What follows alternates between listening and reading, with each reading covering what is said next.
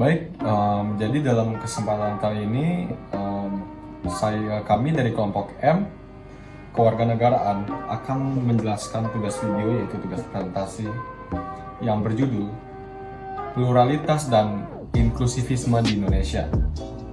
Sebelum itu, hormat yang kami berikan kepada Bapak dosen, yaitu Pak Adrianus Yoga Pranata. Kita langsungkan saja ke slide 2. Di slide ini terdapat adalah kami berkelompok berlima, yaitu kelompok M dari tugas PKN ini. Dari 5 itu terdiri dari yang pertama, yaitu Netanya Kirana Dewi yang ber-NPM 21011538. Dan yang kedua yaitu ada saya sendiri yang bernama Indah Bagus Sanjaya Sukadana, dan NPM saya yaitu 21011857. Yang ketiga ada kelompok kami yang bernama Igede Puturian Utama Putra yang ber-NPM 21011830. Dan yang keempat ada kelompok kami yang bernama Angges Geraldine, NPM-nya yaitu 21011852. Dan kelompok kami yang terakhir yang bernama Adika Lazuardi, NPM-nya yaitu 21011850. Pluralitas dan inklusivisme Indonesia. Apa itu pluralitas? Pluralitas adalah paham atas keberagaman untuk hidup secara toleran di tengah-tengah masyarakat. Masyarakat di sini merupakan masyarakat yang majemuk, baik secara berbudaya, agama, bahasa, politik, dan sebagainya. Pluralitas disebut juga dengan pluralisme. Sedangkan inklusivisme merupakan paham yang menganggap bahwa kebenaran tidak hanya terdapat pada suatu kelompok dan cenderung memandang positif perbedaan yang ada. Contoh-contoh dari hal tersebut. Contoh pluralisme lain yang sangat terasa di Indonesia adalah pada saat terjadinya konflik etnis yang biasa terjadi di beberapa daerah.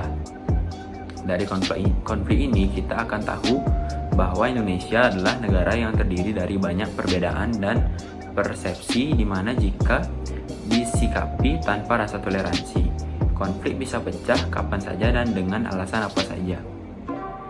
Kemudian ada keberagaman sekaligus menjadi akar pada pembahasan pluralitas dan inklusivisme. Apa saja sih perbedaan tersebut?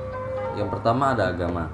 Kita semua tahu kalau Indonesia menjadi negara dengan kepulauan besar yang beragam, seperti Islam, Protestan, Katolik, Hindu, Buddha, dan Konghucu.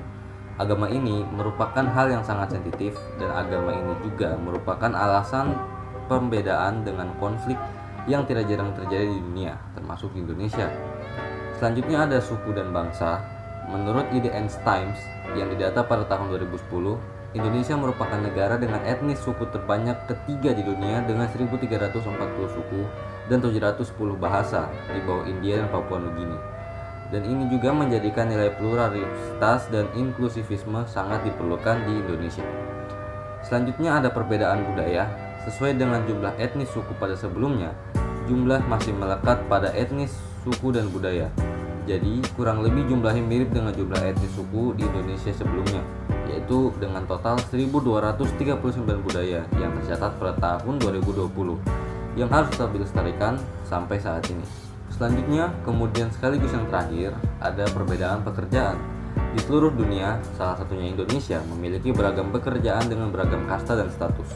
Hal ini juga seringkali menjadikan pekerjaan sebagai alat untuk menjatuhkan status seseorang, dan tidak jarang juga status ini menjadi pembeda antar kalangan manusia, dan ini menjadikan ketimpangan sosial antara hidup di dunia. Selanjutnya, studi kasus.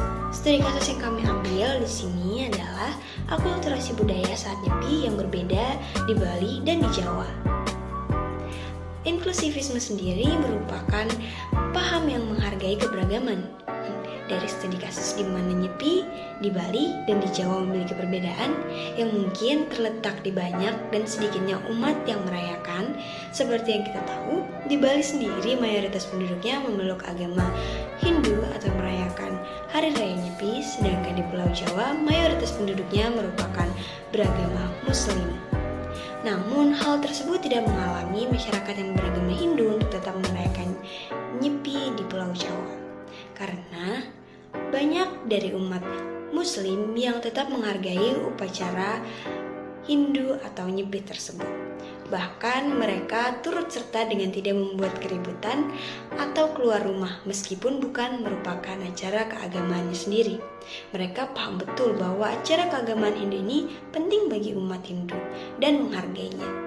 Bila mereka tidak memiliki paham inklusivisme dan bahkan malah berpemahaman eksklusivisme atau menganggap pahamnya yang paling benar, mungkin saja mereka malah menyalahkan umat Hindu dan merayakan Nyepi bukannya menghargai.